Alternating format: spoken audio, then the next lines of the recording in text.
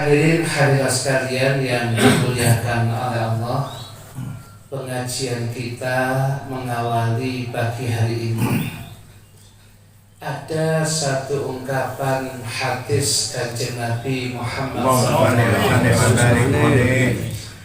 Hadis ini bisa kita dapati di muqaddimahnya kitab Kifayatul Akhyar karangan Al-Imam Al-Hasni atau Imam Al-Hisni. Kitab ini pernah dikaji oleh guru kita bersama, Al-Maghfurlah Al-Ustadz Sayyid Alwi bin Salim Al-Idrus di Tanjung. Setelah khatam kitab Fathul Mu'in, maka kajian kembali adalah kajian kitabnya adalah kitab Kifayatul Akhyar. Kebetulan salah satu yang membaca kitab Kifayatul Akhyar, tugas membaca adalah dalam salah satunya. Di dalam ungkapan kitab Kifayatul Akhyar itu paling muqaddimahnya.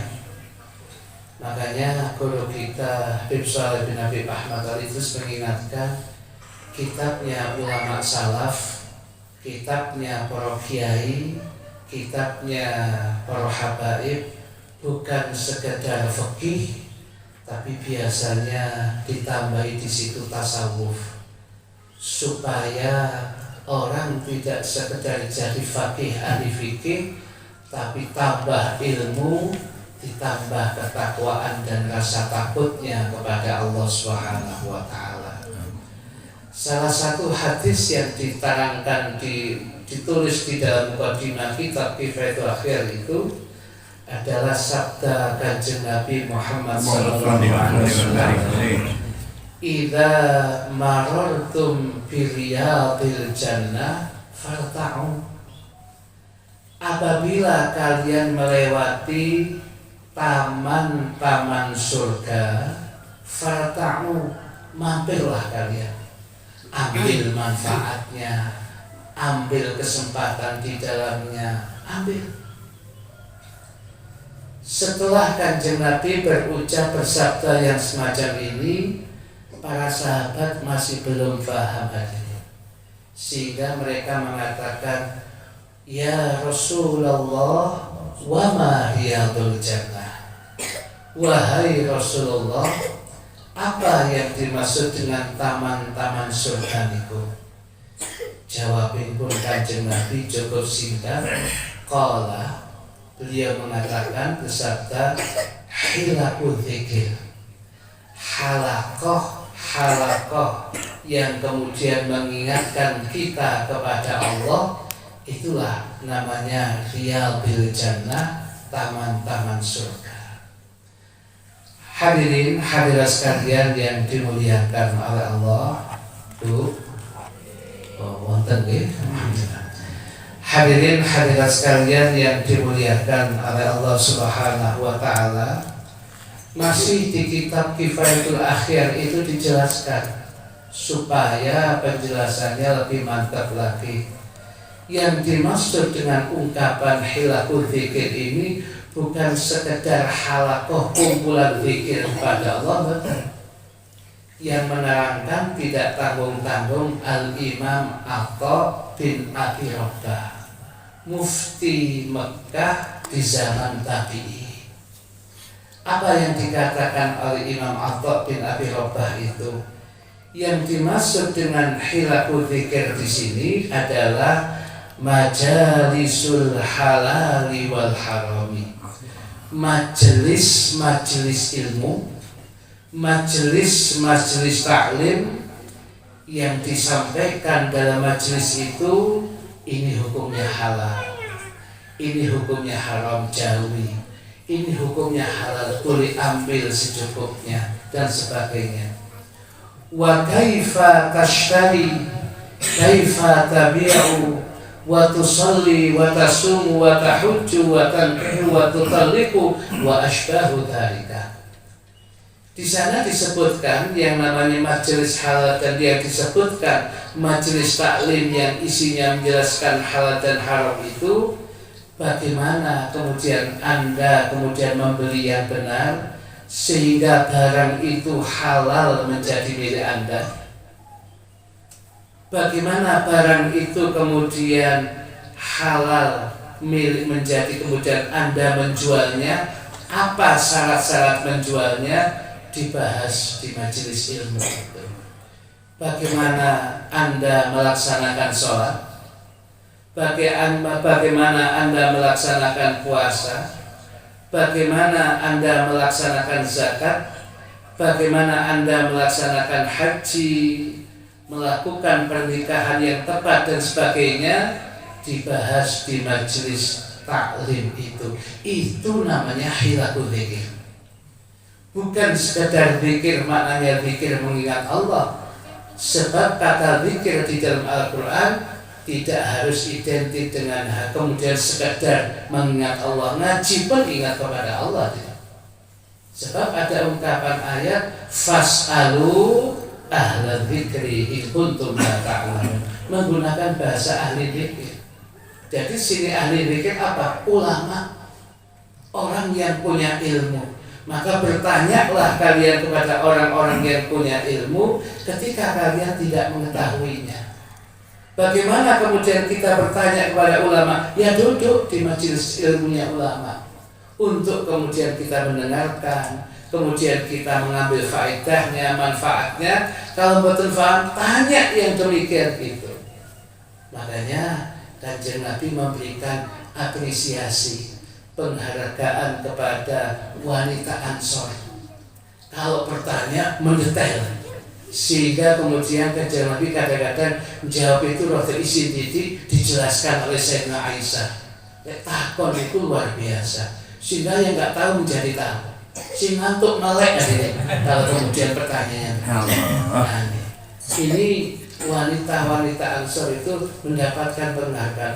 Lek takon itu kemudian detail gitu. Jadi bapak-bapak, ibu-ibu di majelis taklim kita seperti ini, bahkan mau bertanya boleh, ya.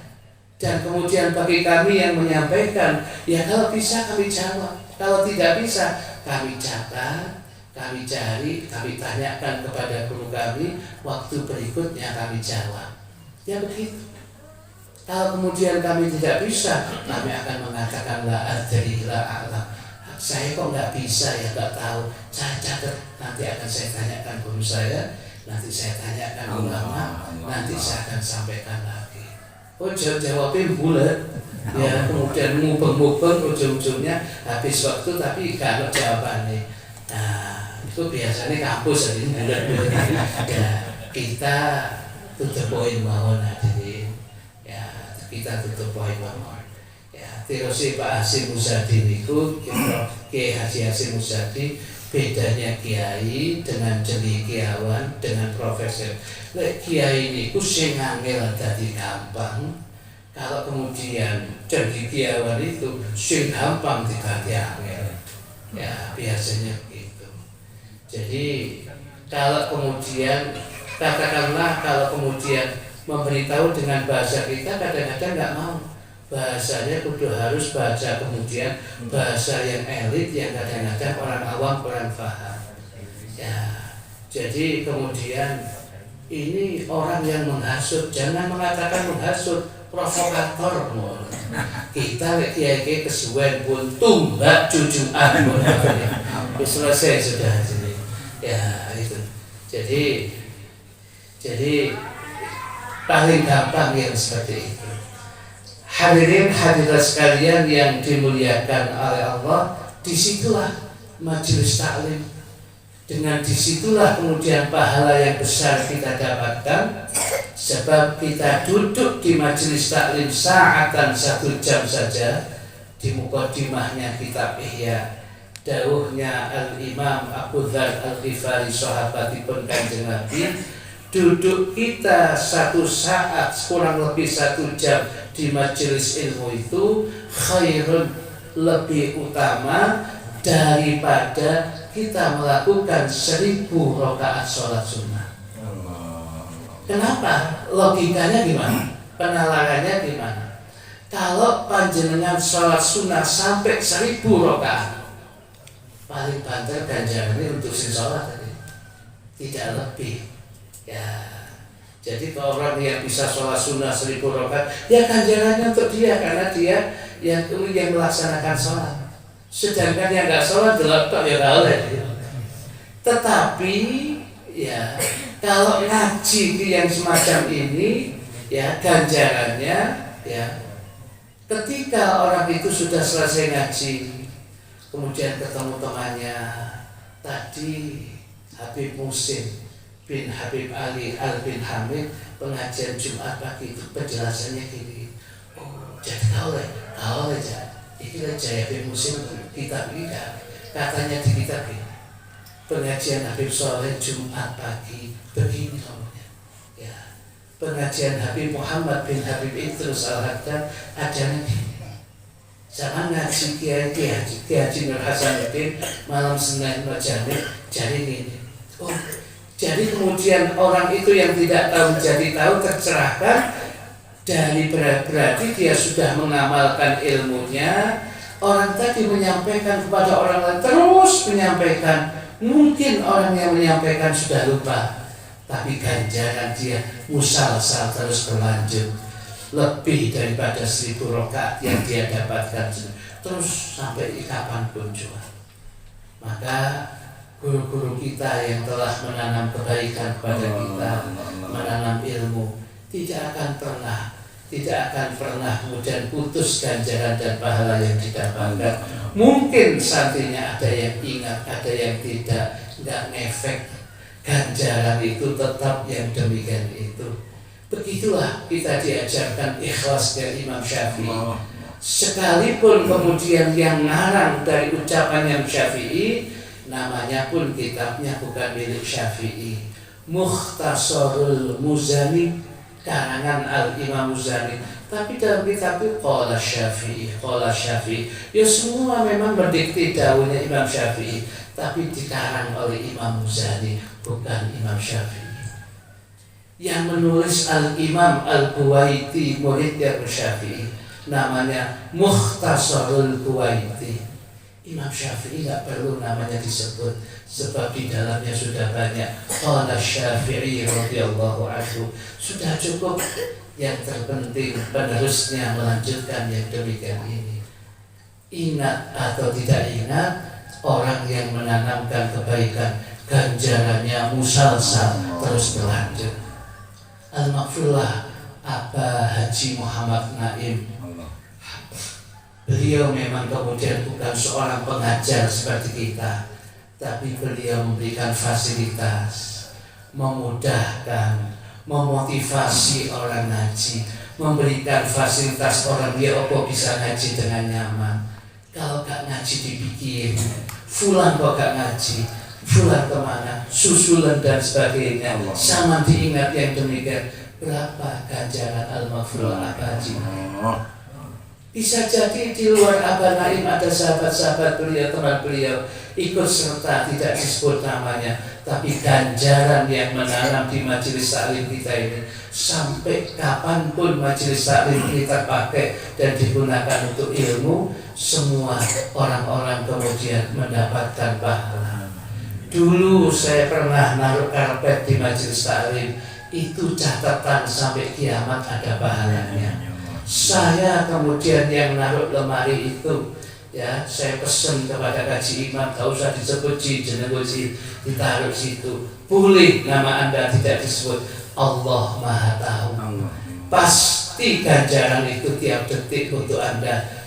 Sejumlah orang yang datang, sejumlah orang yang memanfaatkan tempat itu. Saya waktu itu datang dulu pagi, tak berseni karpet, tak saponi omah Abaji Naim, supaya orang kemudian bisa ngaji. Jenengan dilupakan orang, tidak dilupakan orang, catatan ganjarannya ada sampai kapanpun juga. Rumah saya Ustaz terbuka untuk yang ngaji. Saya tanggulnya Abah Naim saya buka, monggo Badik, kloso juga sudah saya berikan, karpet sudah saya bergelar. Siapa yang masuk, monggo cek ikut juga ngaji yang demikian. Itu pun kemudian sampai kapanpun juga pahala seperti itu tidak akan pernah sia-sia. Saya juga demikian Ustaz. Ya begitu ada pengajian, kulo gelar dagangan kulo, alhamdulillah. Yang demikian itu habis nurung mengaji habis pagi ya. Hadirin hadirat sekalian yang dimuliakan oleh Allah. Ya, ini menjadi catatan kulo panjenengan sehingga Al-Maghfurlah Kiai Abdurrahman ya Belimbing itu sing jamaah kadang itu dikomplain kali tiang kampung. Ya ini terus badhe prei ping 4 ya. Boten saged, gak usah prei ngomong tenan jamaah. Sebab jamaah tiang kampung iki ora sing ngono sandal nggih payu tahu nggih payu tempe.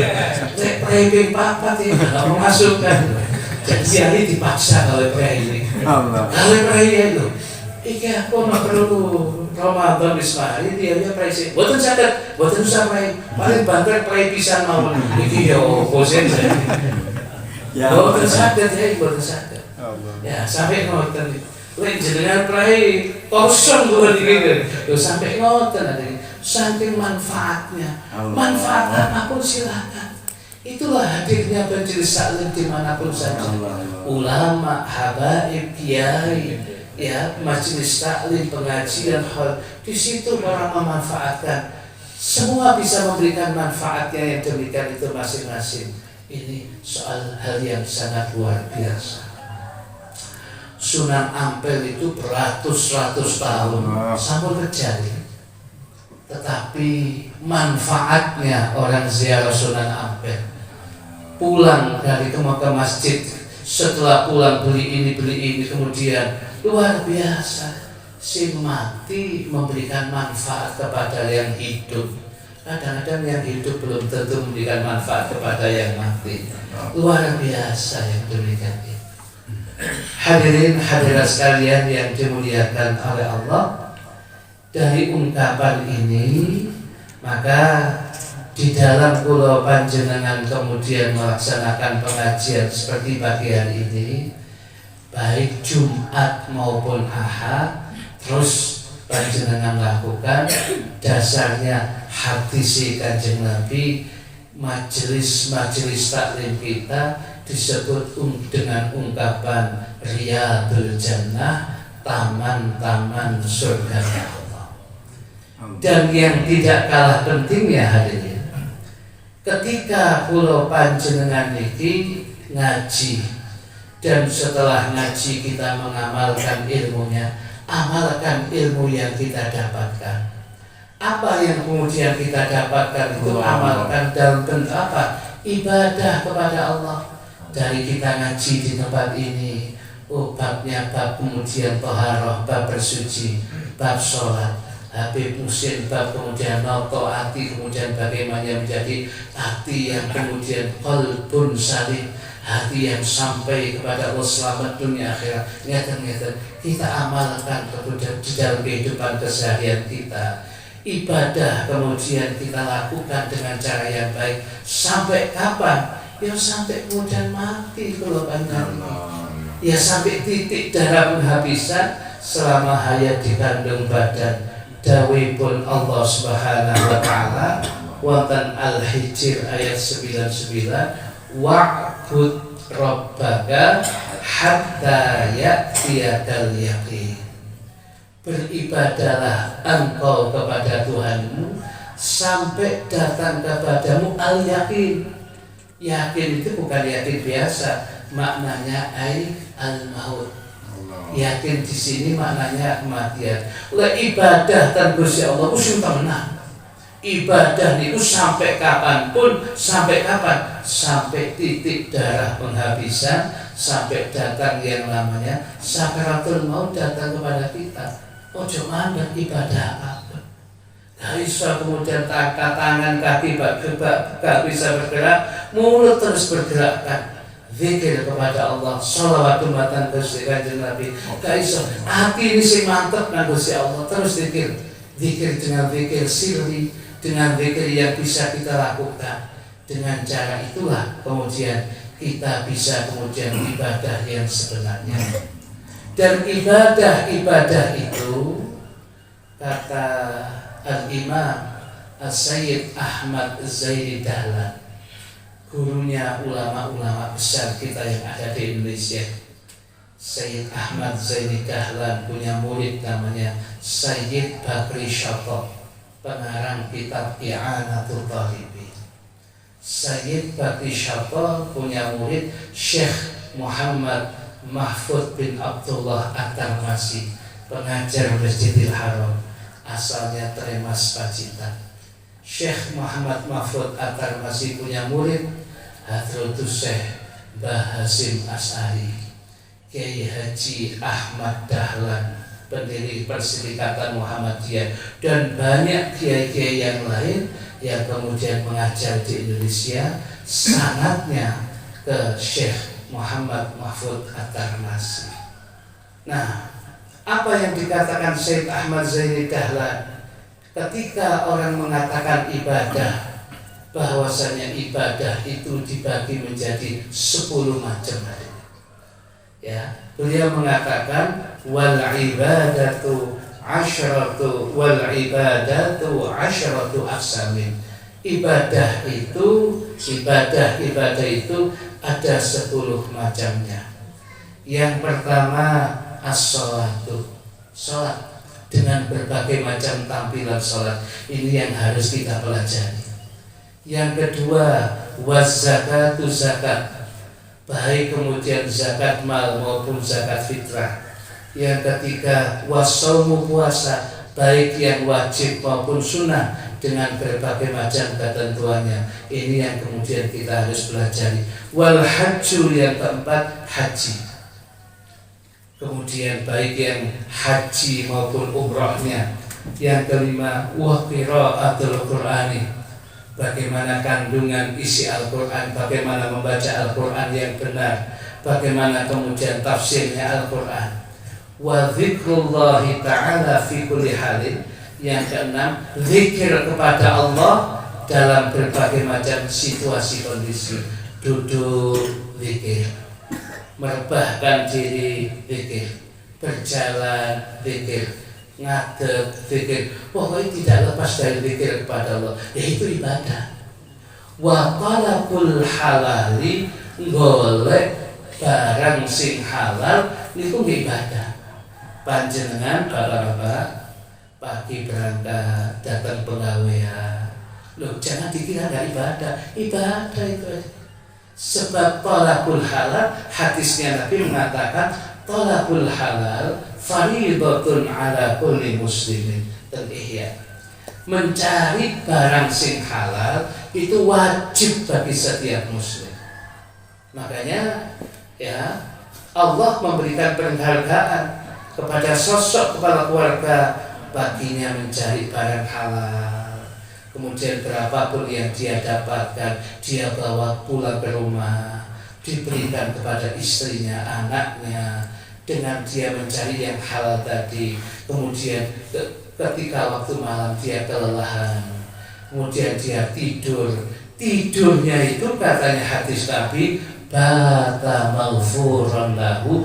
Tidurnya orang yang mencari barang halal itu, ya malamnya itu sudah diampuni dosa-dosanya oleh Allah. Ada dosa-dosa itu yang tidak diampuni kecuali sebab lelahnya dia mencari barang sing halal. Jadi jangan kemudian kita katakan sampean boleh dunia ke dunia, tuh boleh barang halal. Saya kalau dengar azan ke masjid kok, jamaah tidak pernah saya tinggalkan kok. Waktu ngaji ini ngaji kok, mantan-mantan buka toko. Ada waktu-waktunya sendiri. Ya begitu. Sing dikatakan ke dunia itu habis waktunya, kemudian digawe oleh dunia. Isu berangkat ke kantor, anjene ASN. Ya, sore kemudian pulang, dikira ngasih mboten, becake bentor ditokno sik bentor. Jadi sik gak cukup itu. Ya, sik metu. Begitu sampai maghrib, maghrib baik. Ternyata mboten, buka beda karo bembung sih. Ya, sampai begitu. Ya, begitu selesai mungkin ngasuh, ternyata mboten. setengah 11 sisik kok kaleng ambil bawa lampu goreng kodok. Ya Allah, nggak ngerti tahu dong si terus itu. Dikira mari ngotot itu pun maksud, ternyata kemudian jam telu itu sih kemudian gue setuluman nang metro didol nggak ada.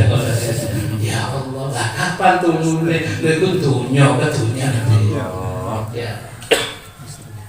Oleh wakil dan lain akeh, kemudian belum dikawasi semuanya, akhir kena penyakit ini entek sama budal kabeh wis demikian ini. Ternyata selama ini bukan itu aja. Rizki itu sudah ditakar, ono takarannya. Ya, dan rizki itu yang disampaikan tidak akan salah alamat. Bisa jadi rizki kita pagi hari ini di sini. Ya, begitu lunggu jenengan lunggu tok itu nih kopi wis teko ya kemudian ono jajane ya kemudian kadang-kadang kalau ditambahin malih ya itu loh memang rezeki kita di sini yang demikian itu. Nah, hal yang demikian ini merupakan hal yang luar biasa, thalabul halal.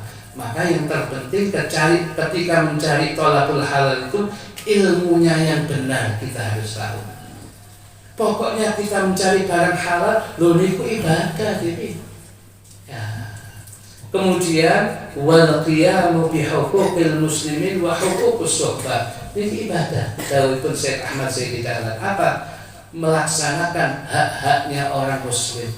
Jenengan sebagai ketua RT, ya anu Pak RT ini sakit tanda tangan, jangan keringanan jangan tanda tangan. Loh, Anda sedang melaksanakan apa itu haknya orang muslim, meringankan beban orang. Oh, RT saya ini jenengan pilih malih ya ini.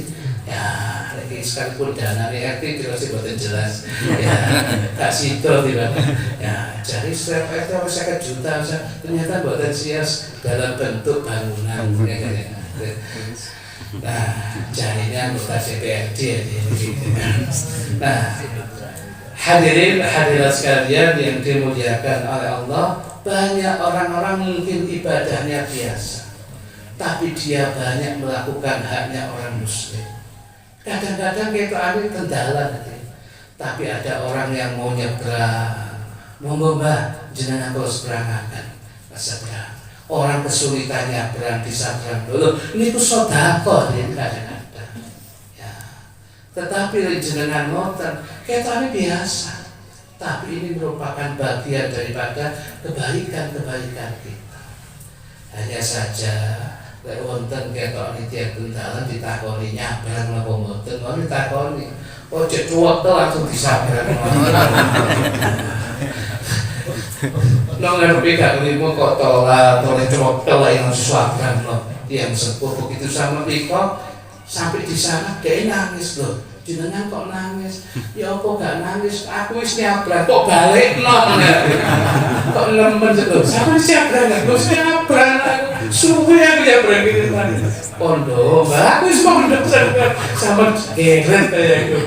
Loh ya pondo sih. Nah, ini. Kemudian wattasi'u yang ke-9, bagian daripada ibadah itu al-amru bil ma'ruf wa nahyu 'anil munkar. Amal ma'ruf nahi munkar. Apapun bentuknya. Panjenengan yang buka mushola, buka masjid, adzan, qomat, itu amal ma'ruf nahi munkar. Tapi sing teko papat usah papa teko tuwek-tuwek sepuh kabeh watuk kabeh. Gak apa hadirin. Itu amal ma'ruf nahi munkar. Ojo kemudian mundur. Ya, kulo dikeken adzan ten musala Ustaz. Suara kulo ngeten. Terus ya meneh. Ate suaramu digaya apa nek. Suaramu wis kaya ngono. Ate suara kaya Ustaz Ujan. Lah iso wis ono iku wis. Iku saja sudah bagus. Nah, jadi amal ma'ruf nahi munkar apapun lakukan itu ibadah. Ya, kemudian yang ke-10 penutup apa yang bisa kita sampaikan wal asyur ittiba'u sunnah, mengikuti sunnah Nabi. Double siwak yang enteng. kemudian melakukan sesuatu, ingat Nabi itu senangani melakukan kebaikan dengan tangan kanan. Kita melakukan, Anda sedang ibadah. Ittiba'us sunnah, melakukan sunnah Nabi apapun, sekecil apapun Anda melakukan itu, Anda sedang ibadah. Kalau gitu ibadah itu dalam bentuknya yang besar, buahnya. Anda ketemu orang, Anda sapa, Assalamualaikum, Anda ittiba'us sunnah, mengikuti sunnah Nabi, Anda sedang ibadah. Soal dijawab gak dijawab, nomor 2, yang penting Anda sudah ittiba'us sunnah, melaksanakan sunnah Nabi. Dan ingat, orang yang kebiasaan melakukan sunnah Nabi ini miftahus sa'adah, itulah kunci kebahagiaan seseorang. Anda kepingin bahagia, lakukan sunnah Nabi. Di situ ada sa'adah, kebahagiaan. Wa amaratul mahabbah, tanda dicintai oleh Allah, tanda orang dicintai oleh Allah ketika dimudahkan ittiba'us sunnah, ketika gampang melakukan sunnah Nabi. Dalilnya, qul in kuntum tuhibbunallaha fattabi'uni yuhibbukumullah. Qul, katakanlah wahai Gusti Kanjeng Nabi, apabila kalian cinta kepada Allah, tandane cinta niku kepada Allah, fattabi'uni, pasti kalian akan mengikuti aku. Ittiba'us sunnah Kanjeng Nabi. Ya, pasti dia akan mengikuti sunnah Kanjeng Nabi, tanda orang itu mahabbah. Kalau dia sudah kemudian tanda mahabbahnya dengan mengikuti sunnah Nabi, domana, jawab syarat, yuhibbukumullah, jazm itu jawab syarat, yuhibbukumullah. Allah menerjemahkannya, Allah pasti mencintai kalian. Karena kalau ada syarat mesti ada jawab, ada sebab, ada akibat. Ada fi'il syarat, ada fi'il jawab, ada jawab syarat. Ada sebab, ada akibat. Sebabnya kalian melaksanakan sunnah Nabi, di situ mewujudkan cintanya Anda kepada Allah. Jawab syaratnya, yuhibbukumullahu, pasti Allah akan cinta kepada kalian. Di situ kata guru kita Habib Soleh, yang demikian ada ungkapan domana, tanggungan, bahwasanya Allah tidak akan luput, pasti dilakukan oleh Allah. Berarti amaratul mahabbah, tanda dicintai oleh Allah ketika orang itu mudah, gampang melaksanakan sunnahipun Gusti Kanjeng Nabi, apapun bentuknya. Ya.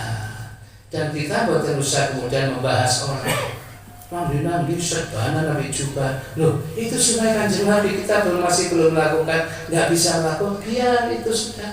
Yang penting itu dia sedang melaksanakan sunnah Nabi dengan caranya. Sudahlah, yang demikian itu. Ya. Nabi kemudian itu ada kebaikannya. Ya. Ketika kita bisa melakukannya, alhamdulillah. Ketika kita belum, ya Allah, semoga saya bisa melaksanakan sunnah-sunnah yang lain yang sudah dilakukan oleh orang lain. Ya, saya kira cukup pengajian kita pagi hari ini. Intinya ngaji itu harus yang demikian ini. Jumat Habib Muhsin bin Habib Ali Al bin Hamid panjenengan hadir, insya Allah. Hari Ahad pengajian kula insya Allah dengan hadir, insya Allah. Hanya pagi hari ini dikiwau wonten pengajian, ini kita hadir. Insya Allah pengajian berikutnya 6:30 sudah kita mulai, diusahakan 6:30 sudah keluar dari majelis taklim kita. Jam 5:10 sudah baca Yasin dan doanya. 6:30 persis sudah kita mulai, 6:30 harus kemudian sudah keluar. Jadi kalau lebih usah biyen dunia dalam berita zaman biyen ini kalau bal-balan penting ya kemudian ngalah titik aja. Nah ini saya kira cukup ya demikian. Badan usaha tanglet ya, jadi insya Allah pun langsung